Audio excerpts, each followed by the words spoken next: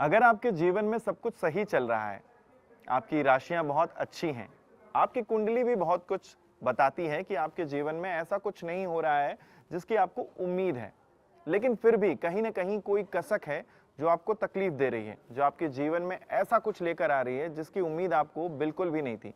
इसका एक कारण हो सकता है वास्तु दोष। नमस्ते, मेरा नाम है आलोक और इस वक्त मेरे साथ मौजूद हैं प्रदीप जैनी जी, जो आज आपके उन सवालों का जवाब देंगे जिसके बारे में आपने सोचा नहीं होगा। क्योंकि हमारे मन में हमेशा कुछ ऐसा चलता रहता है प्रदीप जी कि लगता है कि यार सब कुछ तो सही चल रहा है, हमने पूजा पाठ भी करा ली, हमने सब कुछ कर लिया, हमारी कुंडली भी बराबर वर्क कर रही है, लेकिन कुछ ऐसा है जीवन में जो हमें तकलीफ दे रहा है। तो वो तकलीफ लोग बताते हैं कि वास्तु के कारण होता है। देखिए, हमारे हिंदुस्तान में क्या कल्चर है, तो लोग कहते हैं कि मैं तो वास्तु में बिलीव ही नहीं करता। आपके मानने ना मानने से वास्तु चेंज होने वाला नहीं है। वास्तु के रिजल्ट अगर नेगेटिव हैं, अगर आपके घर में, आपकी फैक्ट्री में, आपके किसी भी प्रॉपर्टी में, आपके क्लिनिक में अगर वास्तु कहीं इनबैलेंस है, तो वो आपको तंग करेगा ही करेगा। आपके इग्नोर करने से वो चीजें प्रॉब्लम खत्म नहीं हो जाती। मान लो अभी बहुत गर्मी का मौसम है और आपको, मैं तो गर्मी को नहीं मानता हूँ, मैं तो जो है एसी भी नहीं चलाऊंगा, पंखा भी नहीं चलाऊंगा, तो वो तो आपके लिए प्रॉब्लमेटिक है ही ना। इसलिए प्रकृति की धारा प्रवाह में हमेशा चलना चाहिए। अगर वास्तु है, वास्तु का वजूद है, तो सब पूरा सनातन धर्म वास्तु को मानता हुआ आया है, पूरा ज्योतिष शास्त्र वास्तु को मानता हुआ है, और पूरी सृष्टि को जो बनी है वो वास्तु के अनुरूप बनी है, और वास्तु का वजूद है। तो आपके मानने ना मानने से फिर उसमें क्या फर्क पड़ता है, आपको मान लेना चाहिए। जी बिल्कुल, देखिए वास्तु जो है वो हमारे जो वेद हैं उनमें भी उनका उल्लेख है, चारों वेदों में उनका उल्लेख किया गया है, और अलग अलग वेदों में अलग अलग तरीके से उल्लेख किया जाता है। जैसे किसी में रेखा के बारे में, किसी में दिशा के बारे में, किसी में जगह के बारे में उल्लेख किया जाता है। तो जगह से ही शुरुआत करते हैं। अगर कोई एक प्रॉपर्टी हम खरीदने जा रहे हैं, चाहे वो जड़ से है यानी कि जमीन से है, तो उसमें वास्तु दोष को हम कैसे देख सकते हैं?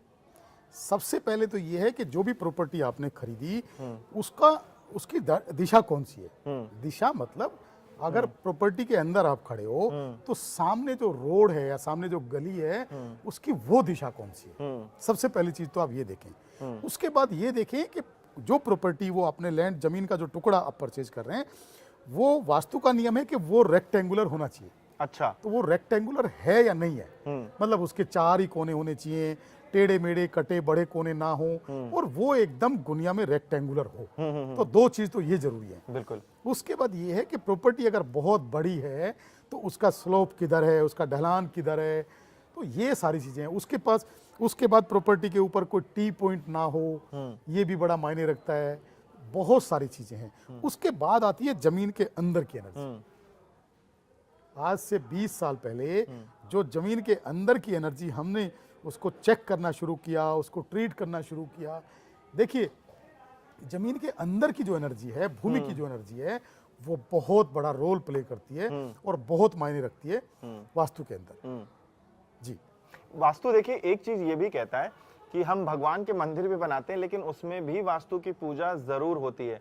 अगर आपने कभी कोई मंदिर का निर्माण कराया होगा तो उसमें भी आपने देखा होगा कि एक कोने में, एक लोटे में कुछ न कुछ ऐसी चीजें डाली जाती हैं जो उस मंदिर का वास्तु दोष जो है उसको दूर करता है। आप सोचिए कि मंदिर के लिए भी हमें वास्तु के जो दोष हैं उसको मिटाने के लिए कोई ना कोई प्रक्रिया करनी पड़ती है। सर, कोई भी प्रॉपर्टी हो, मंदिर भी तो एक प्रॉपर्टी है ना। हाँ। मैंने तो हजारों मंदिरों का वास्तु किया है, चाहे वो सनातन मंदिर हो, चाहे वो जैन मंदिर हो, किसी भी धर्म के मंदिर हो।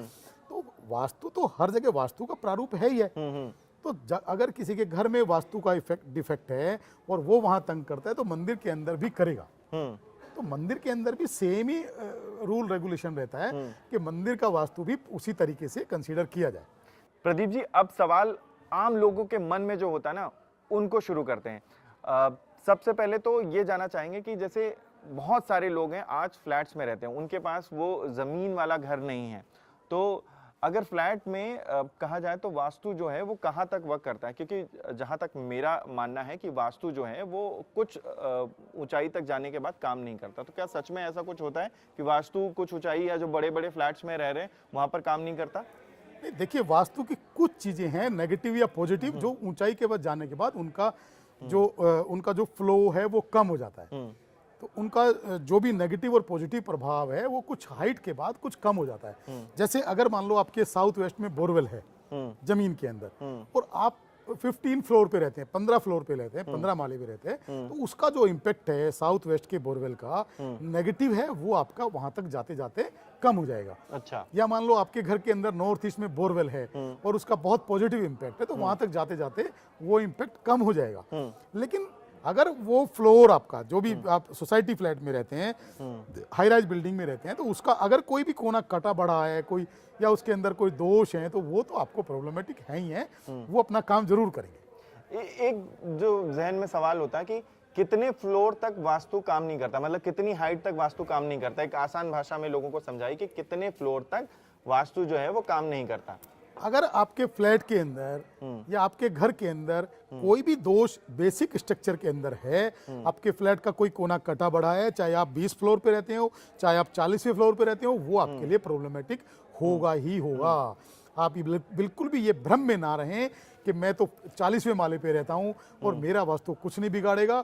वो जरूर बिगाड़ेगा, चाहे वो आज बिगाड़े चाहे वो 5 साल बाद बिगाड़े, वो जरूर बिगाड़ेगा। मतलब वास्तु चाहे आप कितने भी फ्लोर पर रहें वो आपको कहीं ना कहीं नुकसान दे सकता है। लेकिन अभी भी मेरा वही सवाल है क्योंकि कई लोग ऐसे हैं जो जड़ से घर बना रहे हैं, जमीन से घर बना रहे हैं, कुछ फ्लोर तक घर बना रहे हैं, तो समझ लीजिए एकदम टॉप फ्लोर है, वहां जहां उन्होंने पानी की टंकी रखी है वो भी एक कहीं कुछ लोग कहते हैं कि वो भी एक दोष का कारण बन सकता है। तो क्या ऐसा कुछ होता है कि इतने फ्लोर तक वाले में ठीक ठाक आपका वास्तु काम कर जाएगा अगर आपने कोई दोष का निवारण कर लिया? ये ऐसा भी कोई प्रारूप नहीं है।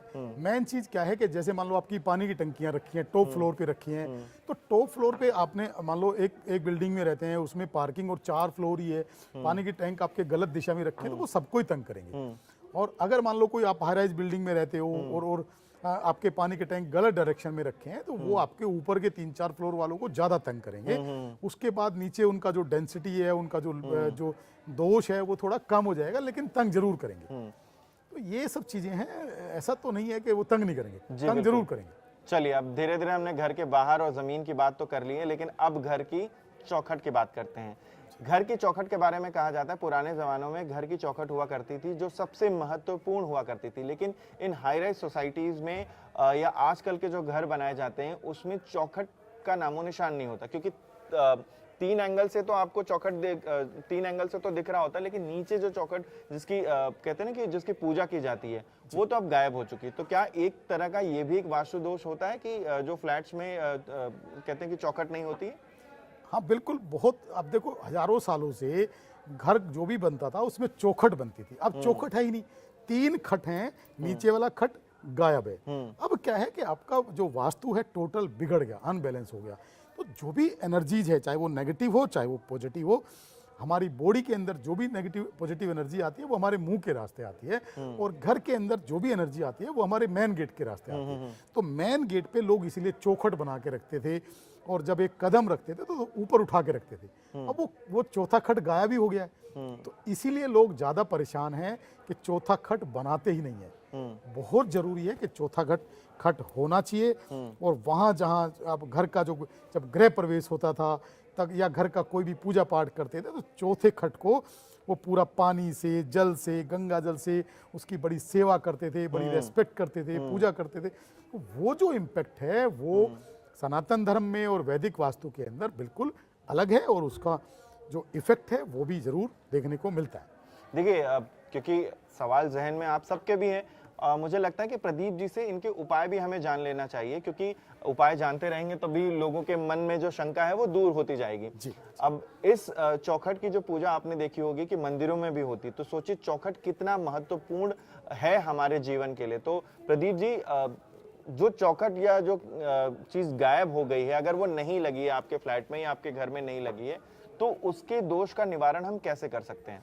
सबसे पहले जहां जो चौखट का हिस्सा है उसमें क्या करना चाहिए, जिस दिशा का भी आपका घर है, जो भी वहां से फेसिंग है, अगर मान लो वो आपका जो मेन डोर है वो दक्षिण दिशा में है, तो एक चौखट के चौथे खट पे आपको रेड कलर का या मेहरून कलर का आपको पेंट करा के रखना चाहिए अच्छा। फर्श के ऊपर, या कोई रेड कलर का पत्थर भी आप लगा सकते हैं वहां। ओके। चौथे खट पे आप अगर उसको ऊंचा नहीं करना चाहते हैं तो वहां रेड कलर का कोई पत्थर भी लगा सकते हैं, या कोई आप रेड कलर का पेंट भी कर सकते हैं। और जब भी आपका कलर फेड हो तो आपको दोबारा से रिपेंट करना पड़े, रिपेंट करना चाहिए। नहीं तो आप एक ही टाइम में जब आप बना रहे हैं तो आप रेड कलर का पत्थर लगा दीजिए, तो आपका जो दोष है वो कम हो जाएगा, खत्म नहीं होगा लेकिन वो कम हो जाएगा। अगर इसी श्रृंखला में अगर आपका पूर्व दिशा का घर है तो मैं कहूंगा कि कोई येलो कलर का पत्थर वहां आपको लगाना चाहिए। जितनी चौड़ी आपका जो चौखट के अंदर 3 खट हैं, सेम उतनी चौड़ी लगभग 4 से 6 इंच की जो पट्टी है वो आपको येलो कलर की होनी चाहिए, या गोल्डन कलर की होनी चाहिए, या ऑरेंज कलर की होनी चाहिए। लेकिन अगर आप नया घर ले रहे हैं तो आप, क्योंकि अब जब चौखट पर ही हैं, हम दरवाजे पर ही हैं, तो नया घर ले रहे हैं तो नए घर के बारे में भी कहा जाता है कि इस दिशा में ये घर नहीं लेना चाहिए, उस दिशा में ये घर नहीं, दरवाजा खुलना चाहिए। तो क्या दिशा का सच में ऐसा प्रभाव पड़ता है आपके जीवन में जिसकी वजह से लोग उस दिशा की तरफ में घर लेने के लिए एकदम से कतराते कि नहीं वो वाली दिशा का घर हमें नहीं चाहिए? देखो, सारी दिशाएं बराबर हैं, बस आपको दिशाएं चेक करनी आनी चाहिए। अच्छा। जो भ्रम है वास्तु में कि दक्षिण दिशा बहुत खराब है, दक्षिण दिशा यम की डायरेक्शन है, दक्षिण दिशा मौत की डायरेक्शन है, वो बिल्कुल भी नहीं है। ये वास्तु कंसल्टेंट के द्वारा फैलाया हुआ एक भ्रम जाल है जिससे लोग डरे रहें और लोग इनके ऊपर पैसे लुटाते रहें। आप देखिए, दिल्ली के दक्षिण में सबसे ज्यादा पैसे वाले लोग हैं, मुंबई के दक्षिण में सबसे ज्यादा पैसे वाले लोग हैं, इंडिया के दक्षिण में सबसे ज्यादा पैसे वाले लोग हैं। तो दिशा कोई भी खराब नहीं होती, किसी भी दिशा का आप घर ले सकते हो, लेकिन उसमें डिपेंड करता है कि अंदर का जो वास्तु है, अंदर की जो सेटिंग है वो आपने किस तरह की बना के रखी है। अंदर की सेटिंग का मतलब है कि आपके बेडरूम परफेक्ट डायरेक्शन में हो, आपकी टॉयलेट परफेक्ट डायरेक्शन में हो, आपके जो रसोई घर है वो परफेक्ट डायरेक्शन में हो, सारी चीजें आपकी वास्तु के अनुरूप डिजाइन की हुई हो, तो डायरेक्शन कोई भी मायने नहीं रखती है।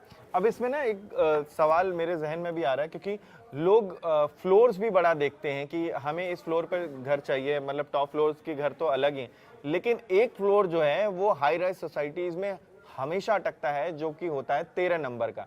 अब वो 13 नंबर के आगे 12A या ऐसे नंबर्स लिख देते हैं जिससे उनको लगता है कि वो 13 का जो लोगों के मन में शंका है वो दूर हो जाए। तो क्या ऐसा होता है कि 13 के आगे की जगह पे 12A लिख दिया तो आपका वो दोष मिट जाएगा?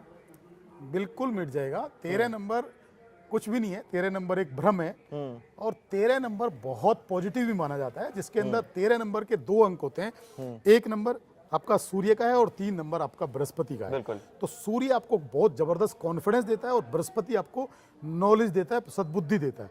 तो ये 13 नंबर बिल्कुल भी गलत नहीं है, 13 नंबर टोटल भ्रम है।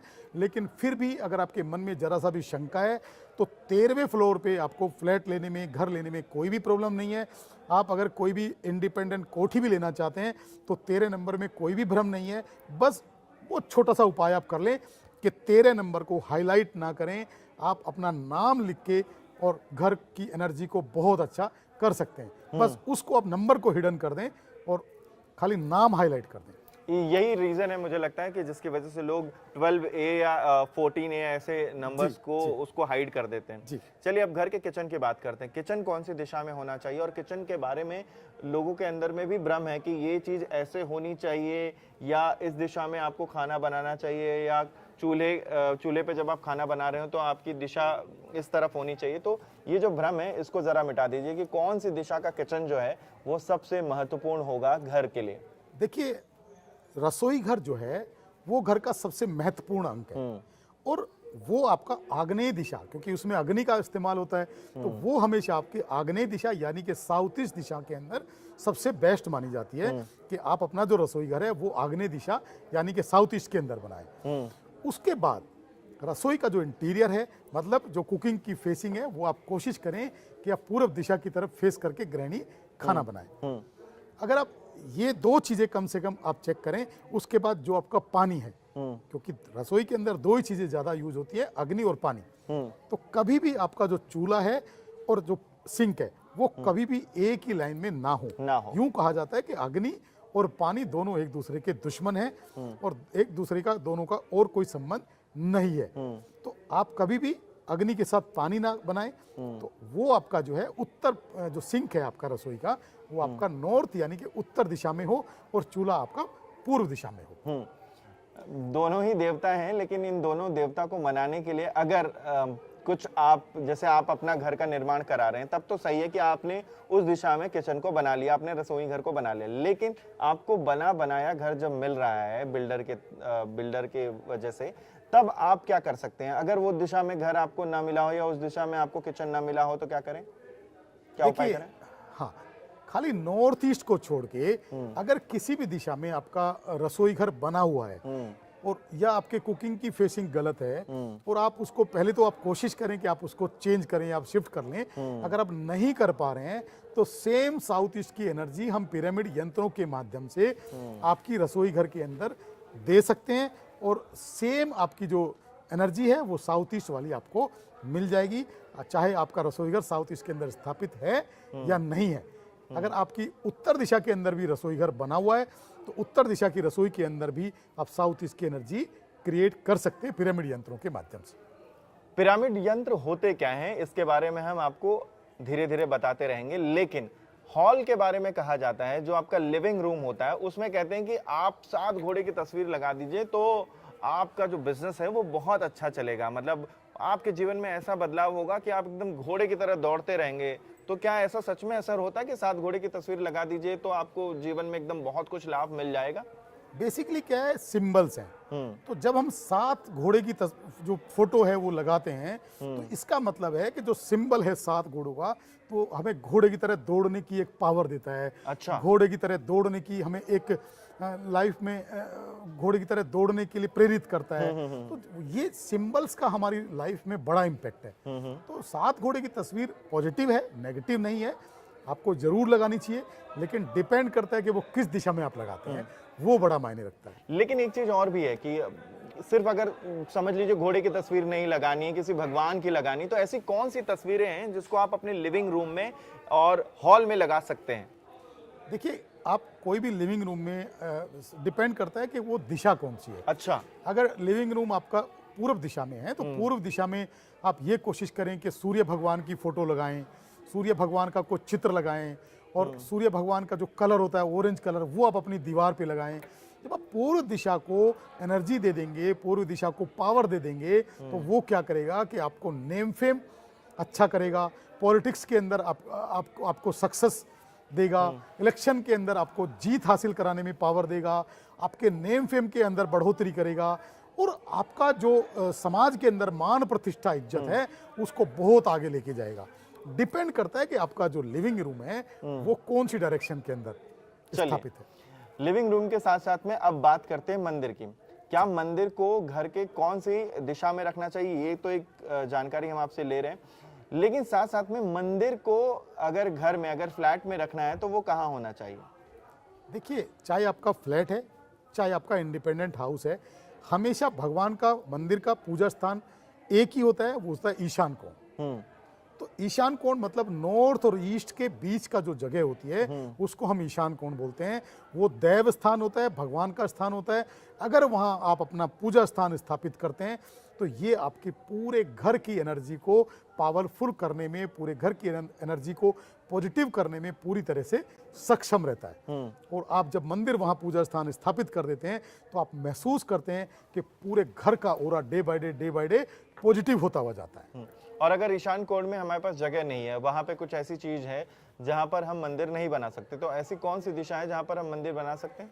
इसके अलावा आप पूर्व दिशा यानी कि ईस्ट डायरेक्शन के अंदर भी आप अपना पूजा स्थान बना सकते हैं, लेकिन डिपेंड करता है कि आपका जो ईस्ट दिशा के अंदर पूजा स्थान बना के आपका जो पूजा करते हुए जो फेस है वो भी आपका ईस्ट की तरफ ही हो। मंदिर के बारे में कहा जाता है कि अगर आप घर में मंदिर बना रहे हैं तो मंदिर के ऊपर गुंबज नहीं होना चाहिए। जी, जी। इससे क्या फर्क पड़ता है जीवन में? क्योंकि मंदिर आपने बनाया घर के अंदर, लेकिन वहाँ प्राण प्रतिष्ठित मूर्तियां नहीं है, वो मंदिर बेसिकली है ही नहीं, वो खाली पूजा स्थान उसको बोलते हैं और वहाँ कोई भी प्राण प्रतिष्ठित मूर्तियां नहीं है। इसलिए मंदिर के पूजा स्थान के ऊपर कोई भी आपको ऐसे बुर्जी नहीं बनानी चाहिए, सिंपल आपको पूजा स्थान बनाना चाहिए और भगवान को स्थापित करना चाहिए। और अगर एक टेबल रख दिया, उसके ऊपर हमने भगवान स्थापित कर दिया और ऊपर हमने कोई छत नहीं रखी, तब कोई दिक्कत नहीं है, बिल्कुल भी कोई प्रॉब्लम नहीं है। बेसिकली क्योंकि जैसे मैंने कहा कि कोई भी मूर्ति वहाँ प्राण प्रतिष्ठित नहीं है, और प्राण प्रतिष्ठित मूर्तियां कभी भी घर के अंदर नहीं रखी जाती है। कहा जाता है कि मूर्तियों का एक साइज होता है, जी। उन्हीं साइज की मूर्तियां अपने घरों में हम रख सकते हैं। लेकिन अगर किसी के पास बड़ी मूर्तियां हैं और वो घर में पूजा करते आ रहे हैं, तो इसका असर आपके जीवन में कितना पड़ सकता है कि आपने अपने जीवन में अपने घर में बड़ी मूर्तियां रखी हैं जिसकी आप पूजा पाठ कर रहे हैं, तो क्या इसका असर सच में होता है? बिल्कुल होता है। बेसिकली वास्तु के सिद्धांत के अनुसार आप 5 इंच से 5.5 इंच से बड़ी मूर्ति यानी कि 6 इंच तक की मूर्ति घर के अंदर रख सकते हैं। 6 इंच से कोई भी बड़ी मूर्ति आप अपने पूजा स्थान में नहीं रख सकते हैं, क्योंकि उससे बड़ी मूर्ति आप रखते हैं तो उसके बाद आपको उनकी प्राण प्रतिष्ठा करानी चाहिए, और उसके बाद उनका वस्त्र चेंज, स्नान, उनका भोग और वो सारा कुछ क्रिया आपको करानी पड़ेगी, जो घर के अंदर घर की एनर्जी उतनी शुद्ध, उतनी पॉजिटिव नहीं होती है कि हम वो सब चीज़ घर के अंदर करा सकें। इसलिए ज़रूरी है कि 6 इंच से कम साइज की मूर्तियां घर में रखें, बड़ी मूर्तियां ना रखें। चलिए, अब तक तो आपको सब कुछ समझ में आ गया होगा कि घर में, फ्लैट में आपको कैसे मंदिर और किचन और दरवाजे को रखना है। लेकिन अब बात बेडरूम की करते हैं कि बेडरूम में दिशा कौन सी होनी चाहिए जब आप बेड रखते हैं। एक दिशा तो लोग यही कहते हैं कि दक्षिण दिशा पर आपका पैर नहीं होना चाहिए, क्योंकि वो यम की दिशा मानी जाती है। तो बेड कहाँ पर होना चाहिए, और बेडरूम में ऐसी कौन कौन सी चीज़ों का ध्यान देना चाहिए जब आप बेडरूम बनवा रहे हो कि आपको वास्तु का दोष ना लगे? सबसे पहले तो आलोक जी ये है कि जो आपका बेडरूम है वो बेडरूम किस व्यक्ति का है। अच्छा। अगर वो हेड ऑफ द फैमिली का बेडरूम है तो सबसे पहले तो ये कि हम बेडरूम की प्लेसमेंट कौन से डायरेक्शन में करें। एक भ्रम ये भी है कि बेडरूम साउथ वेस्ट में होना चाहिए, लेकिन वो साउथ वेस्ट में नहीं होना चाहिए। तो ये भ्रम मैं आपको दूर कर देना चाहता हूं कि कुछ जो नए कंसल्टेंट हैं, इन्होंने पूरा मार्केट के अंदर इतना गंद मचाया हुआ है कि साउथ वेस्ट अलग है, साउथ वेस्ट अलग है। ऐसा कुछ भी नहीं है। प्योर साउथ वेस्ट है, जिसको हम नैऋत्य दिशा बोलते हैं। तो हेड ऑफ द फैमिली की जो डायरेक्शन है बेडरूम की, वो नैऋत्य दिशा है, यानी कि साउथ वेस्ट है। तो साउथ वेस्ट के अंदर जब हम किसी भी हेड ऑफ द फैमिली का बेडरूम बनाते हैं तो उनका जो कॉन्फिडेंस लेवल है, उनकी जो लीडिंग क्वालिटी है वो परफेक्ट बनी रहती है, और पूरे घर वाले लोग उनकी बात को मानते हैं। आज आपने देखा है घर में बच्चों की चलती है, बड़ों की चलती है, कोई किसी की सुन ही नहीं रहा, हर आदमी चौधरी बना घूमता है। तो ये सब चीजें हमने वास्तु को फॉलो करे बिना या अनजाने में उस चीज को हमने खराब किया हुआ है। जब आप हेड ऑफ द फैमिली का जो बेडरूम है साउथ वेस्ट यानी कि नैऋत्य दिशा में देते हैं, तो आप देखते हैं कि पूरे घर के अंदर जो कमांड है वो घर के मुखिया की ही चलती आई है। और अगर ये गलत दिशा में हो और अगर बेड अगर सही दिशा में नहीं हो, तो क्या हस्बैंड वाइफ के बीच में भी जो रिश्ते में दरार आ सकती है, या कहीं ना कहीं उनके रिश्ते में खटास आ सकती है? बिल्कुल आती है। सबसे पहली बात तो आपका जो बेडरूम है अगर वो सही दिशा में नहीं है तो भी प्रॉब्लम है। मान लो आपने जो हेड ऑफ द फैमिली का बेडरूम साउथ वेस्ट की जगह वायव्य कोण में, नॉर्थ वेस्ट में रख दिया, तो वो मानसिक और शारीरिक रूप से कमजोर होना शुरू हो जाएंगे, वो बीमार होना शुरू हो जाएंगे। अच्छा। आप उनको डिप्रेशन में पाएंगे, वो अपने बॉडी और माइंड की हेल्थ को नहीं संभाल पाएंगे। तो पूरी फैमिली के ऊपर कैसे वो कमांड कसेंगे, या पूरी फैमिली की कमांड को कैसे संभाल पाएंगे? पहली चीज तो कि उनका बेडरूम का डायरेक्शन ठीक है, या अगर वो गलत दिशा में है तो उनके माइंड पे शारीरिक और मानसिक इंपैक्ट आएगा ही आएगा। तो पहली बात तो उसकी प्लेसमेंट ठीक डायरेक्शन में हो। उसके बाद बेड की जो डायरेक्शन है वो भी मायने रखती है कि आपके बेड का जो सिरहाना है वो या तो दक्षिण दिशा में हो या पूर्व दिशा में हो। कभी भी भूल कर भी आपका जो बेड का सिरहाना उत्तर दिशा में ना हो। सब कुछ दिशा के हिसाब से है, जैसा कि प्रदीप जी ने बताया। अगर सब कुछ अच्छा है, अच्छा लग रहा है, लेकिन तब भी आपके मन में कहीं ना कहीं कोई शंका है कि वो जो दोष है, जिसके वास्तु दोष है, जिसके कारण आपके जीवन में कुछ बदलाव आ रहा है, तो प्रदीप जी एक ऐसा उपाय जिससे आपका जो जीवन है, जो आपका जो वास्तु दोष है, वो दूर हो सके घर में, बिना कुछ किए, बिना मैं आपको बुलाए, ऐसा उपाय बता दीजिए कि वो दोष जो है वो दूर हो जाए। किसी भी वास्तु कंसल्टेंट को बुलाने की जरूरत नहीं है। अगर आपने अपने घर के वास्तु को ठीक करना चाहते हैं, आपको इतना बढ़िया रामबाण उपाय बताता हूं। सबसे पहले आप अपने घर की लाइटिंग को अच्छा कर लो। अच्छा। हम हिंदुस्तानी लोग क्या करते हैं, घर के अंदर जो भी लाइटिंग है बड़ी डल और सुपर वाइट लाइटिंग करके रखते हैं। वो नहीं करनी, आपको वॉर्म वाइट लाइटिंग करनी है। आप एक बात देखिए, आप किसी भी 5 स्टार होटल में, किसी अच्छी प्रॉपर्टी में जाते हैं या किसी अच्छे रेस्टोरेंट में जाते हैं तो आपको वॉर्म वाइट लाइटिंग मिलेगी, मतलब धूप जैसी अनुभूति होगी। तो वो धूप जैसी लाइटिंग आप अपने घर में कर लीजिए। आपके वास्तु का रामबाण उपाय है, आपको वहीं से पॉजिटिव एनर्जी मिलनी शुरू हो जाएगी और आपकी लाइफ में 4 चांद लग जाएंगे और आपको मजा आ जाएगा।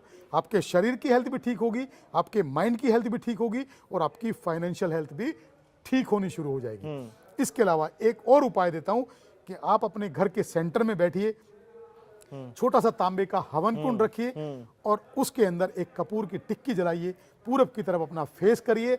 हर रोज आप उस कपूर को जलाइए और एक छोटा सा, जिसको हम बोलते हैं माइक्रो हवन, करना शुरू कीजिए। 40 दिन कीजिए। 40 दिन के अंदर आपको महसूस हो जाएगा कि आपकी जो नेगेटिविटी है वो डे बाय डे कम होती जा रही है और आपकी बॉडी का ऑरा, आपके घर का ऑरा, आपके माइंड का ऑरा डे बाय डे बहुत पॉजिटिव होता हुआ जा रहा है। कुछ लोग अपने घर में एक कांच की कटोरी में फिटकरी भी रखते हैं, तो इसका क्या असर होता है?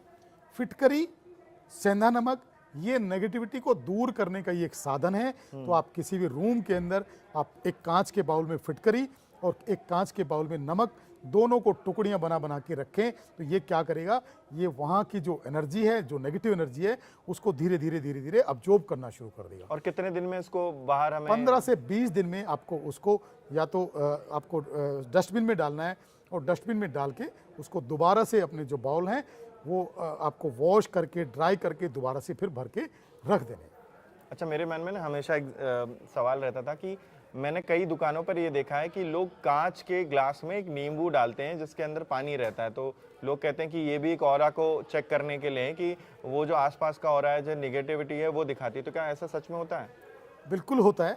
इसमें हम क्या करते हैं, क्या रिकमेंड करते हैं कि एक कांच का ग्लास लीजिए, उस कांच के ग्लास को आधा पानी से भर लीजिए और उसमें एक स्वस्थ नींबू, अच्छी क्वालिटी का नींबू उसमें आप डाल दीजिए और उसको आप 24 घंटे में उसको आप चेंज कर दीजिए। 24 घंटे तक उसमें रखिए और वो ऐसी जगह होना चाहिए जो आने वाले व्यक्ति को भी दिखे और आपकी भी नज़र उस पर पड़ती रहे। तो ये क्या करेगा कि जिस रूम में वो रखा हुआ है, जिस ऑफिस में वो रखा हुआ है, जिस टेबल पे वो रखा हुआ है, वो वहाँ के ओरा को, वहाँ की नेगेटिविटी को खत्म करके पॉजिटिव ओरा क्रिएट करता हुआ जाएगा। बहुत इफेक्टिव उपाय है। चलिए, बात हमने बहुत सारे उपायों की कर ली, दिशा की कर ली, लेकिन अब उन केस स्टडीज की बात करेंगे प्रदीप जी से जो इन्होंने अब तक सॉल्व किए।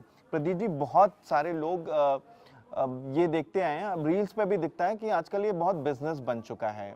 इसके बारे में शायद इत्तेफाक आप भी रखते होंगे। आप 20 सालों से, लगभग 20 सालों से आप इस वास्तुशास्त्र को देख रहे हैं और कर रहे हैं और लोगों को उपाय भी बता रहे हैं। तो आज के दौर में जो बहुत सारे ऐसे वास्तुशास्त्री आ गए हैं जिन्होंने सोशल मीडिया पर बड़ा धमाल मचाया हुआ है कि वो ऐसे ऐसे उपाय बताते हैं जिसके बारे में, और बहुत ही इजी है वो उपाय, तो लोग करना भी चाहते हैं, लेकिन कहीं ना कहीं वो लोगों के लिए घातक हो जाता है।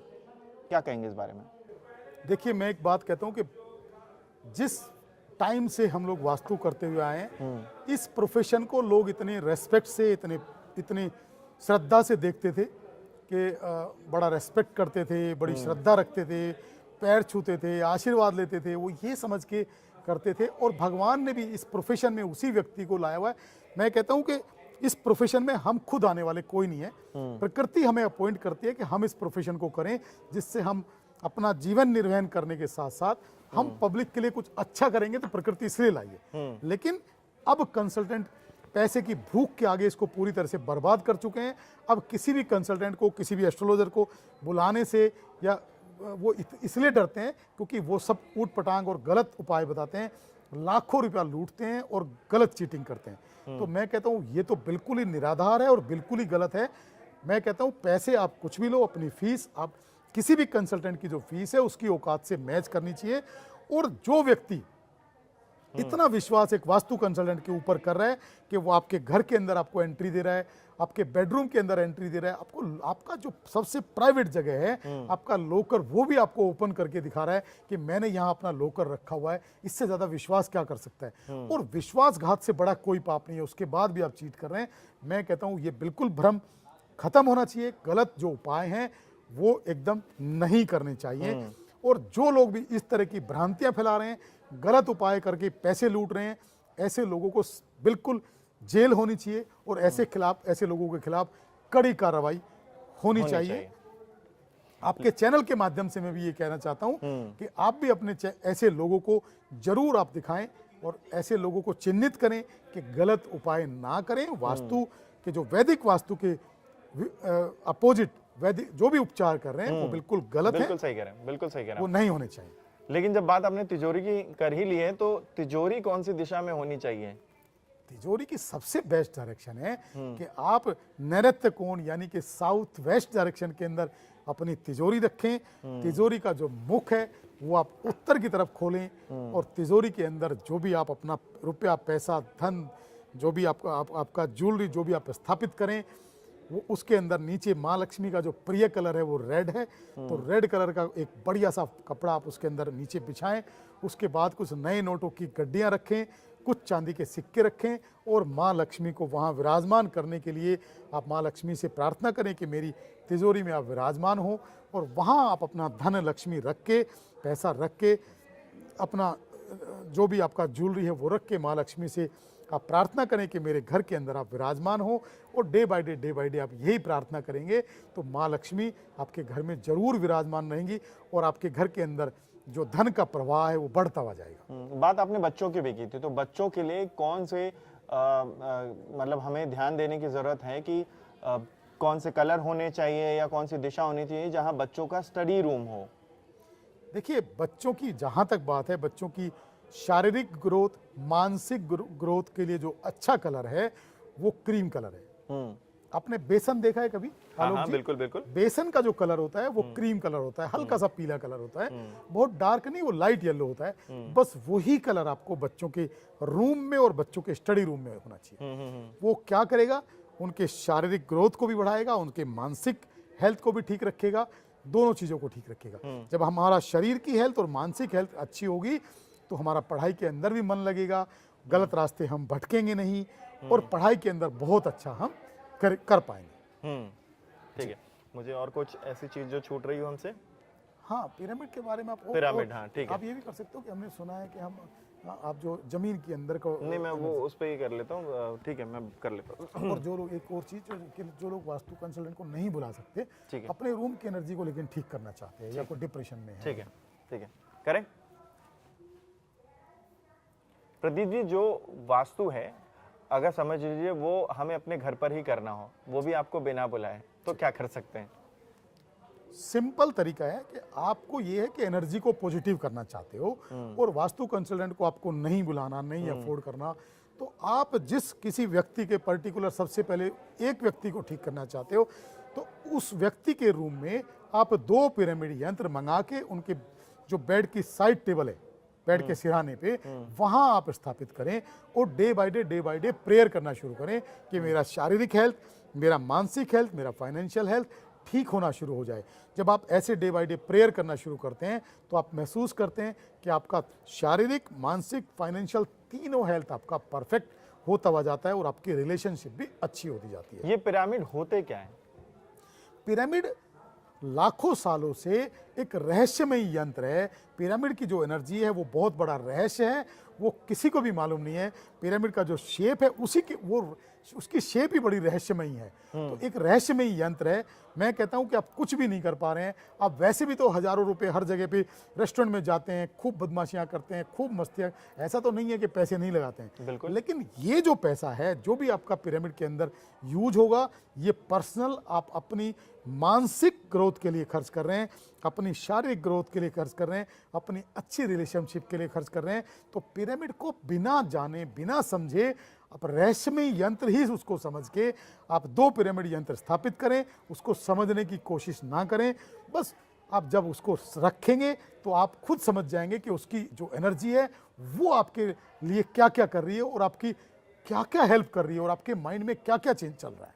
पुराने ज़माने में जो जिन्होंने देखा होगा उसको शायद इस बात से इत्तेफाक रख रहे होंगे। हमारे यहाँ पर लोग चावल देख के पानी के लिए बता देते थे कि इस जगह पे पानी मिल जाएगा, या लोग जमीन की मिट्टी देख के बता देते थे कि इस जगह पे पानी का नल लगवा लीजिए या कुआं खुदवा लीजिए, वहां पानी मिल जाएगा। तो ऐसी मिट्टी से जो जमीन के भी बहुत सारे में वास्तु में इलाज हैं, तो ये आप भी करते हैं, इसके बारे में दर्शकों को बताइए एक्चुअली होता कैसा है, ये कौन सा साइंस है? जमीन की जो एनर्जी है, मैं पिछले 20 साल से जैसे काम कर रहा हूँ, हमने जमीन की जो एनर्जी है, आपने देखा होगा कि जैसे धराली में उत्तराखंड में अभी हुआ था कि पूरा गांव जमीन के नीचे 50 फीट नीचे दब गया, बहुत सारे पशु, बहुत सारे लोग दब गए, उसको आप निकाल ही नहीं पाएंगे ज़िंदगी में कभी। तो उनकी हड्डियाँ, उनकी अस्थियाँ, वो पूरा वजूद ही उनका ख़त्म हो गया। या आज से 100 साल पहले बहुत सारे बच्चे इस तरह से होते थे पैदा, मेडिकल फैसिलिटी उतनी अच्छी नहीं थी, तो उनको कहीं भी जंगली ज़मीन में लोग दफनाते थे, दबाते थे। आज भी 2026 के अंदर भी कि कोई पशु की डेथ होती है तो जंगली ज़मीन में दबाया जाता है। तो उस प्रॉपर्टी के ऊपर आप 100 साल, 50 साल, 20 साल बाद कोई कंस्ट्रक्शन करते हैं तो उनकी आत्माएं आपको तंग कर सकती हैं, क्योंकि उनका वजूद है। उसके अंदर हम क्या करते हैं कि हम कोई तांत्रिक तो नहीं है कि उनकी आत्माओं को निकाल के बाहर करें। हम क्या करते हैं, हमने उसको जो भी ज़मीन आप ले रहे हैं, हमने उसको अटैच किया है आपकी बॉडी के अकॉर्डिंग। तो जैसे आपकी बॉडी है ऐसे ही आपका ज़मीन है। बिल्कुल। तो हम बॉडी को ठीक करने के लिए क्या करते हैं, सबसे पहले आपका पेट ठीक करते हैं। अगर आपका पेट ठीक है तो पूरी बॉडी फिट है। तो हम क्या करते हैं, उस ज़मीन के अंदर 10 फीट बाई 10 फीट का उस ज़मीन के सेंटर में एक गड्ढा बनवाते हैं और उसको 3 फीट गहरा लेके जाते हैं। अब जो भी नेगेटिव एनर्जीज है उसको 3 फीट गहरे लॉक कर देते हैं और 3 फीट के बाद हम घर के सेंटर के अंदर पिरामिड की 5 लेयर लगवाते हैं। तो पिरामिड यंत्र जो रहस्यमय यंत्र है वो क्या करता है, पिरामिड यंत्र की लेयर लगा के वहाँ के आपके स्थान देवता का भोग देते हैं, आपके कुल देवता का भोग देते हैं, आपके वास्तु देवता का भोग देते हैं और आपके फैमिली मेंबर्स के हाथों से एक एक यंत्र स्थापित किया जाता है। एक एक जो स्थान देवता का, कुल देवता का, वास्तु देवता का, सभी देवताओं के भोग भी दिए जाते हैं और प्रॉपर मंत्रोच्चारण से, प्रॉपर विधि विधान से उस प्रक्रिया को किया जाता है और उसके अंदर एक एक लेयर में मिट्टी डाल के, वहाँ के आपके किसी भी धार्मिक स्थानों की मिट्टी डाल के, क्योंकि ज़्यादा से ज़्यादा पॉजिटिव एनर्जी हमें वहाँ करनी है। उस एनर्जी को इतना पॉजिटिव कर दिया जाता है कि किसी भी तरह की नेगेटिव एनर्जी वहाँ एंटर कर ही नहीं सकती। और आप ये मान सकते हैं कि वहाँ की एनर्जी इतना पॉजिटिव हो जाती है कि आप आने वाले 500 साल तक वो एनर्जी आपके लिए काम करेगी। आपके परिवार की ग्रोथ, आपके परिवार की शारीरिक हेल्थ, मानसिक हेल्थ, फाइनेंशियल हेल्थ, रिलेशनशिप, मतलब सारा कुछ इतना पॉजिटिव हो जाएगी कि आप जिंदगी में कभी सोचा ही नहीं होगा। मेरे आखिरी 3 सवाल हैं। एक तो ये कि कई बार वास्तुशास्त्री जो हैं वो रेड पट्टियां या अलग अलग पट्टियां जो हैं वो घरों में लगवा देते हैं दिशा के हिसाब से, इसका क्या असर होता है? सब कुछ निरर्थक है। वास्तु के अंदर टेप का और ये पट्टियों का कोई भी मतलब नहीं है। जो लोग ये कहते हैं कि मैंने तो ये भी कहते हुए सुना है कि साउथ वेस्ट में अगर बोरवेल हो तो येलो कलर की टेप लगा दो, इलाज हो जाएगा। तुम बिल्कुल पागल हो, तुम्हारे अंदर बिल्कुल दिमाग नहीं है। अरे प्रकृति ने तुम्हें चिन्हित किया है, प्रकृति ने तुम्हें चुना है, तुम किसी के लिए अच्छा करोगे। साउथ वेस्ट का borewell head of the family की अचानक डेथ कराता है। अच्छा। साउथ वेस्ट का बोरवेल सीरियल बम ब्लास्ट है। वो आपके ना शारीरिक हेल्थ को छोड़ेगा ना फाइनेंशियल हेल्थ को छोड़ेगा, वो तुम्हें बर्बाद कर देगा, तुम्हारी 7 पुश्ते बर्बाद कर देगा। तुम येलो टेप लगा के लोगों को भ्रमित कर रहे हो। मतलब समझने की कोशिश तो करो भाई कि तुम क्या उपाय बता रहे हो। अगर तुम्हें नॉलेज नहीं है तो तुम प्रोफेशन को छोड़ दो। पहले नॉलेज गेन करो, उसके बाद वो उपाय बताओ जो वास्तु के अंदर सही है। साउथ वेस्ट का बोरवेल ने कल भी लोगों को बर्बाद किया है, आज भी बर्बाद करेगा। आपने देखा है कि कोई फैमिली ऐसी थी कि आज से 20 साल पहले इनका बड़ा रुतबा होता था, बड़ी इंडस्ट्रीज होती थी और बड़ा इनका फाइनेंशियल पोजीशन बहुत स्ट्रॉन्ग थी। आज ये पूरी तरह से बर्बाद हो गए और एकदम से रोड पे आ गए। तो ये वही बोरवेल है जो बर्बाद करने वाला होता है। तो कोई येलो टेप लगा के आप उसको ठीक नहीं कर सकते हैं। ऐसे लोगों के भ्रम जाल में बिल्कुल भी नहीं आए और परफेक्ट किसी वास्तु कंसल्टेंट को चेक कराएं, एनर्जी को चेक कराएं और जो भी वो गाइडेंस देते हैं उस गाइडेंस के अकॉर्डिंग आप चलें तो आप महसूस करेंगे कि आपका जो ग्रोथ है, जो डूब गए थे आप, दोबारा से फिर आप अपनी लाइफ में ठीक होना शुरू हो जाते हैं। छोटी सी ट्रिक जो आप बता सकें जो जिसे अपने घर में नेगेटिव एनर्जीज को चेक किया जा सके, जिससे देखिए नेगेटिव एनर्जी चेक करने के तो बहुत सारे साधन हैं। सबसे पहले आप चेक करें कि आप जब घर के अंदर जाते हैं, घर के अंदर रहते हैं तो आपके माइंड की हेल्थ अच्छी नहीं होती, बड़ा चिड़चिड़ा स्वभाव रहता है, नींद अच्छी नहीं आती है, बहुत टेंशन होती है और खुशी महसूस नहीं करते हैं। और जब आप घर से बाहर किसी गार्डन, किसी पार्क में आप जाते हैं तो आपका माइंड एकदम एक्टिवेट हो जाता है, काम करना शुरू कर देता है और बड़ा खुश महसूस करते हैं। इसका मतलब आपके घर के अंदर नेगेटिव एनर्जी है। अच्छा। कि आपका माइंड बाहर जाके बहुत उड़ान भर रहा है, बहुत अच्छा महसूस कर रहा है और घर के अंदर नहीं कर रहा है। घर के अंदर आपकी एनर्जी डल है, आप खुश महसूस नहीं कर रहे हैं, इसका मतलब घर के अंदर नेगेटिव एनर्जी है। ये मेरा आखिरी सवाल है कि अगर सब कुछ स्थिर हो चुका है, आपकी फाइनेंशियल चीजें जो हैं वो एकदम से स्थिर हो चुकी हैं, मतलब आप कहीं कुछ भी आपका बढ़ नहीं रहा, मतलब खराब भी नहीं हो रहा, अच्छा भी नहीं हो रहा है, तब क्या करें? कुछ लोग ये कहते हैं कि अपने घर का जो सामान है वो इधर उधर कर दो तो उससे कुछ कुछ बदलाव होगा, तो आपको बहुत पॉजिटिव कुछ समझ में आएगा। तो क्या ऐसा सच में होता है? नहीं, इधर उधर नहीं कर दो। आप घर के अंदर फालतू सामान, फर्नीचर की दुकान बना के ना रखो। जो भी एक्स्ट्रा सामान है, जो भी क्लटर है घर के अंदर, वो एकदम नीट एंड क्लीन कर दो। घर की लाइटिंग को अच्छा कर दो, घर के कलर्स को अच्छा कर दो। कलर्स अच्छा करने का मतलब है, मैं बोलता हूं कि घर के अंदर सब कलर खत्म करके सिर्फ क्रीम कलर करो। क्रीम कलर क्या करेगा? मैं बोलता हूं कि अगर आपका घर बेरंग है तो आपकी लाइफ को रंगीन कर देगा, और आपका घर अगर रंगीन है, कलरफुल है, मल्टी कलर आपने कर रखे, तो आपकी जिंदगी को बेरंग कर देगा। तो आप बेरंग घर रखें, आपकी जिंदगी रंगीन हो जाएगी। आप करके देखें, पूरी लाइफ आपकी चेंज हो जाएगी। चलिए, प्रदीप जी से हमने बहुत सारे सवालों के जवाब तो ले लिए हैं। आपके मन में जो शंका थी, उन शंकाओं को भी हमने दूर करने की कोशिश की है प्रदीप जैन जी के जरिए। लेकिन अगर आपके जहन में कोई सवाल ऐसे रह गए हों तो कमेंट बॉक्स में जाइए और अपने सवाल को लिखिए, जिससे हम प्रदीप जी को दोबारा बुलाएं अपने पॉडकास्ट में और उनसे उन सवालों का जवाब जरूर लें। बहुत बहुत शुक्रिया प्रदीप जी, न्यूज़ 18 इंडिया में आने के लिए और हमारे सवाल का जवाब देने के लिए। शुक्रिया सर, नमस्कार।